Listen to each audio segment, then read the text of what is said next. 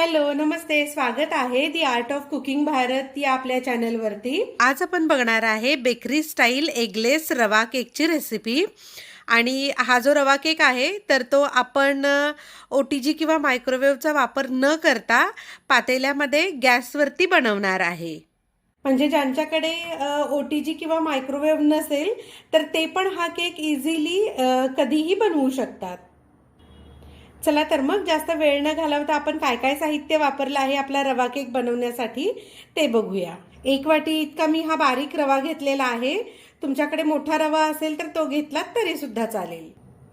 साखर घेतलेली आहे अर्धा वाटी इतकी। जे आहे ते गरम करून थंड केलेलं रूम टेम्परेचरचं दूध आहे, तर हे पण अर्धा वाटी इतकं आहे। दही पाव वाटी इतकं आहे।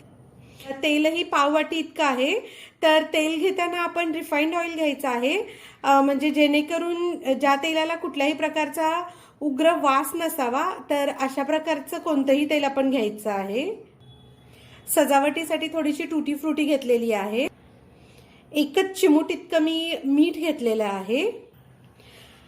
इथे मी पाव चमचा भरून बेकिंग पावडर घेतलेली आहे आणि अर्धा पाव चमचा इतका मी बेकिंग सोडा घेतलेला आहे।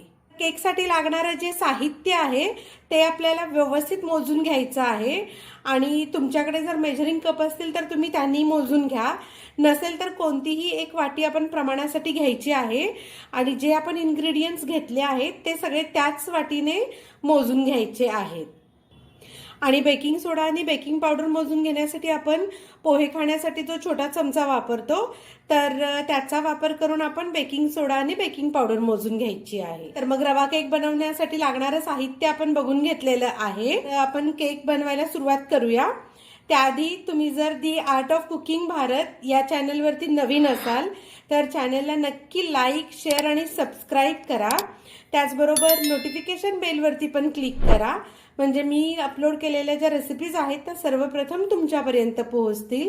त्याचबरोबर आपण ज्या रेसिपीज बघतो तर त्याचं जे रेसिपी कार्ड आहे, म्हणजे जे काही साहित्य आपण वापरतो, तर ते सगळं डिटेल साहित्य डिस्क्रिप्शन बॉक्समध्ये मी दिलेलं आहे। बाकीच्या ज्या रेसिपीज आहेत त्यांची लिंक पण मी डिस्क्रिप्शन बॉक्समध्ये दिलेली आहे, तर त्या रेसिपी चेक करायला पण अजिबात विसरू नका। माझ्या रेसिपीज तुम्हाला कशा वाटतायत तर हे पण तुम्ही कमेंट करून सांगायला अजिबात विसरू नका। चला तर मग आपण रवा केक कसा बनवायचा ते बघूया। आजचा आपला जो केक आहे तर तो मी मगाशी सांगितल्याप्रमाणे आपण पातेल्यामध्ये बनवणार आहे।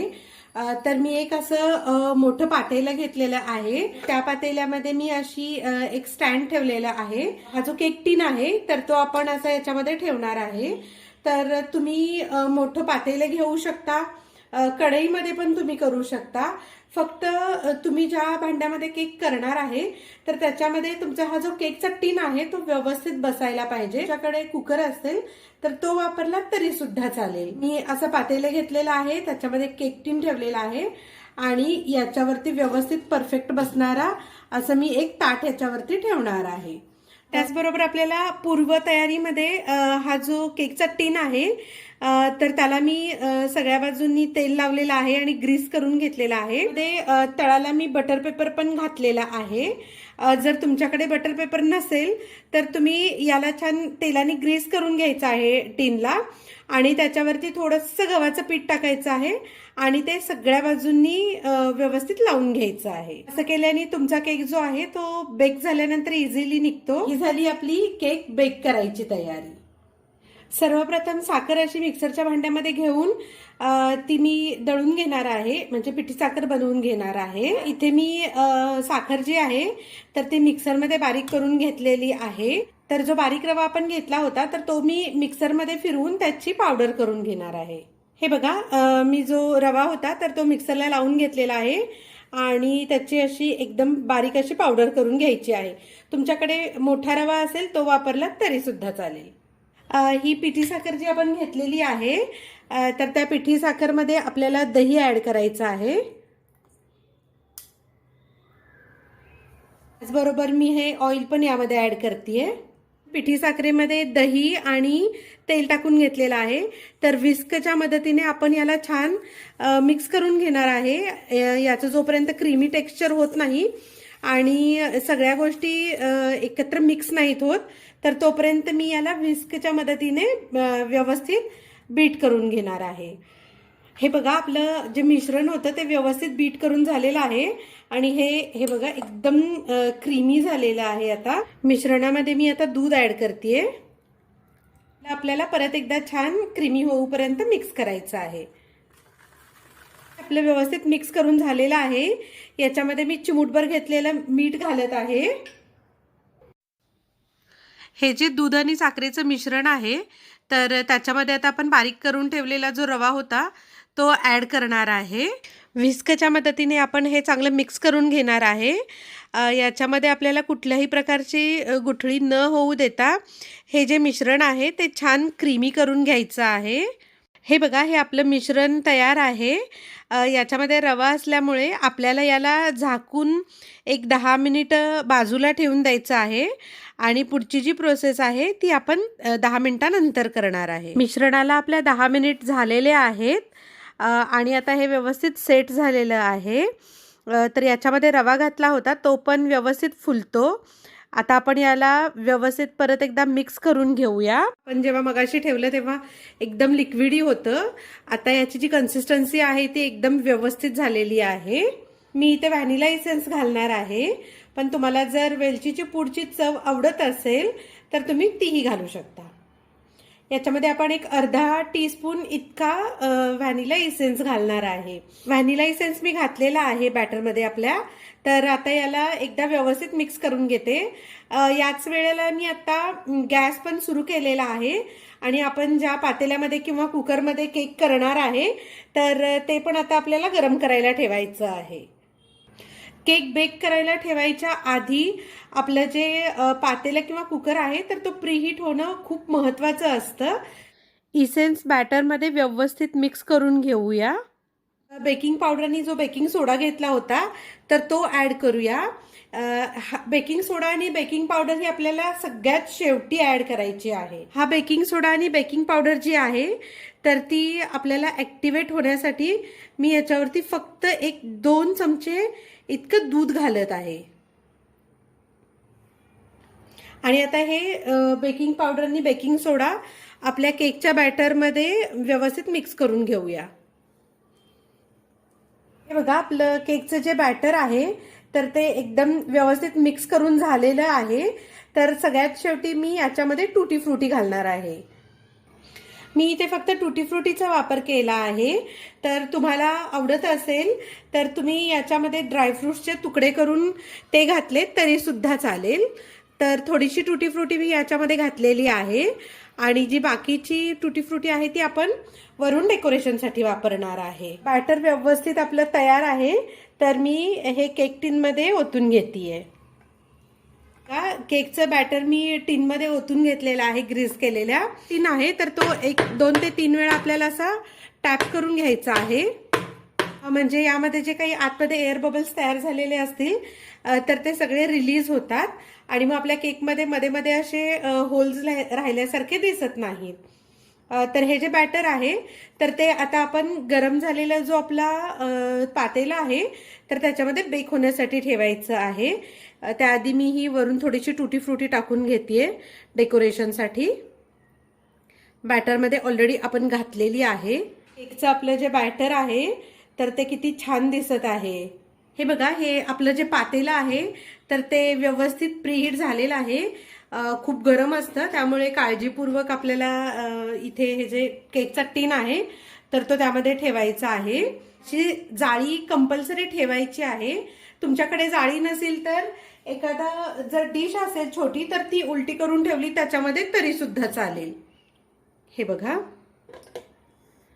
आणि आता जो आपला गॅस आहे तो मीडियम वरती होता तर सुरुवातीचे 5 मिनिट आपण हाय फ्लेम वरती हा गॅस ठेवणार आहे आणि आपण आता 30 मिनिटानंतरच हा जो केक आहे तर तो उघडून बघायचा आहे. मध्ये मध्ये सारखं याचं झाकण उघडून केक बघायचा नाहीये, नाहीतर त्याच्यामध्ये जे हीट तयार झालेली असती तर ती सगळी हीट रिलीज होते आणि मग आपला जो केक आहे तर तो फुगण्याऐवजी खाली बसतो. तर त्याच्यासाठी ही गोष्ट लक्षात ठेवायची आहे की एकदा आता तुम्ही झाकलत की 5 मिनिट हाय फ्लेमवरती आपण याला बेक होऊ देणार आहे आणि त्यानंतर पूर्ण लो फ्लेमवरती 30 मिनिट इतका आपण याला बेक करून घेणार आहे. 30 मिनिटानंतर आपण चेक करूया.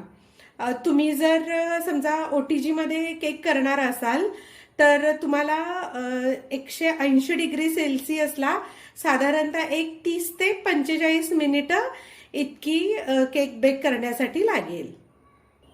चला तर मग आता मी हे झाकून घेतेय आणि एक हाय फ्लेमवरती 5 मिनिट आणि त्यानंतर लो फ्लेमवरती 25 ते 30 मिनिट आपण हा केक बेक करून घेणार आहे.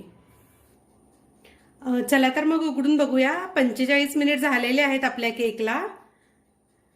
हे बघा किती मस्त फुगलेला आहे. 30 मिनिट झाल्यानंतर मी एकदा उघडून बघितला होता आणि तेव्हा त्याच्यामध्ये स्टिक टाकून बघितली होती तर अजून थोडासा व्हायचा राहिला होता. त्यानंतर मग मी बारीक गॅसवरती अजून एक 15 मिनिट ठेवला. तर असे टोटल 45 मिनिट झालेले आहेत आणि केक बघू शकताय खूप मस्त फुगलेला आहे. आणि मी याच्यामध्ये स्टिक टाकून बघत आहे. हे बघा ही स्टिक पण पूर्ण क्लीन निघती आहे आणि ह्याचे जे साइड्स बघितले तुम्ही तर हे ऑलरेडी ब्राऊन झालेले आहे. जो आपला केक टीन आहे त्याच्यापासून सुटलेले आहेत.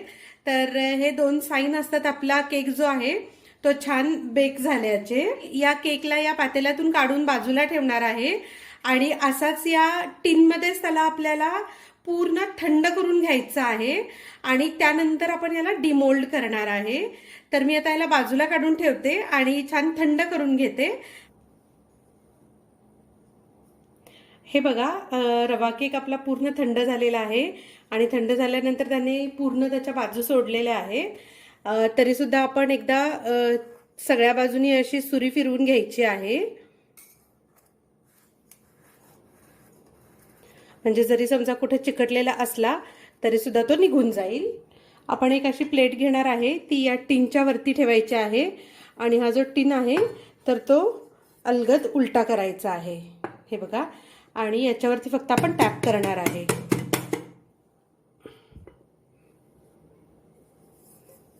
वा हे बघा किती मस्त झालेला आहे आपला केक. मी याच्यावरती बटर पेपर लावला होता तो काढून घेऊया आपण. हे बघा किती छान कलर आलेला आहे त्याला. एकदम स्पॉन्जी पण झालेला आहे तो. तर मी याला उलटा करून दाखवते. हे बघा किती मस्त ब्राऊन कलर आलेला आहे आणि हे बघा ऑलरेडी स्पंजी झालेला आहे. हा दिसतोच आहे त्याच्या टेक्स्चरवरून. मस्त असा टेम्पटिंग आणि यम्मी बेकरी स्टाईल एगलेस रवा केक आपला तयार आहे. तेही मैद्याचा किंवा अंड्याचा वापर न करता.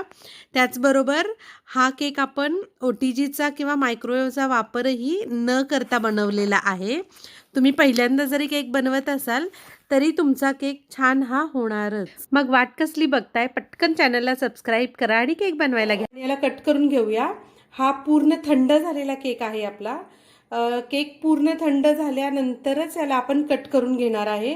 त्याच्या आधी जर तुम्ही टीनमधून काढायला जरी गेलात किंवा कट करायला गेलात तर त्याचे तुकडे पडायची शक्यता आहे. चला तर मग केक कापून बघूया आपण. हा केक कट करण्यासाठी शक्यतो शार्प नाईफचा वापर करा किंवा जी सेरेटेड नाईफ असती त्याचा वापर करा आणि केकचे पीस तुम्हाला हवे तसे छोटे किंवा मोठे जसे आवडतील तसे तुम्ही कट करून घेऊ शकता. हे बघा केक आतूनही खूप मस्त असा जाळीदार झालेला आहे. माझा केक तर एकदम मस्त बेक झालेला आहे आणि हा आपण एकदम कमी वेळामध्ये आणि एकदम मोजक्या साहित्यांमध्येच बनवलेला आहे.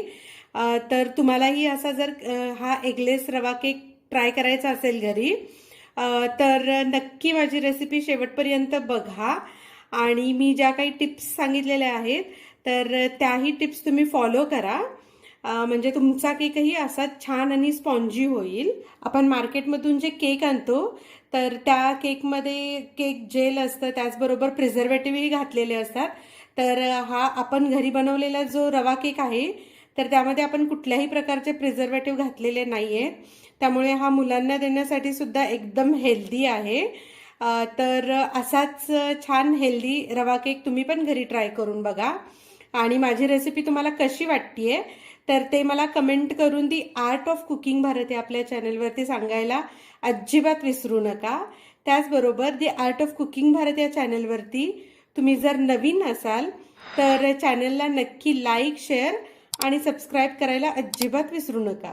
त्याचबरोबर नोटिफिकेशन बेलवरती पण क्लिक करा, म्हणजे मी अपलोड केलेल्या ज्या रेसिपीज आहेत त्या सर्वप्रथम तुमच्यापर्यंत पोहोचतील.